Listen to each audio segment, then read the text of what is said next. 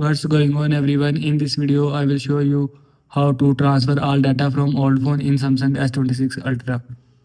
First of all, open app screen, open smart switch. Now here you will see send from this phone. Now click on send for this phone.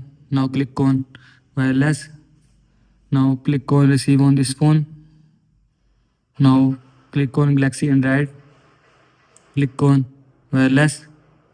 Now scan QR code.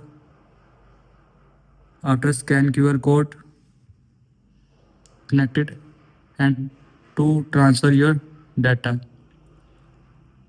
Here you will see transfer all data from old phone. This is how you can transfer all data from old phone in Samsung S26 Ultra. I hope you like this video and thanks for watching this video.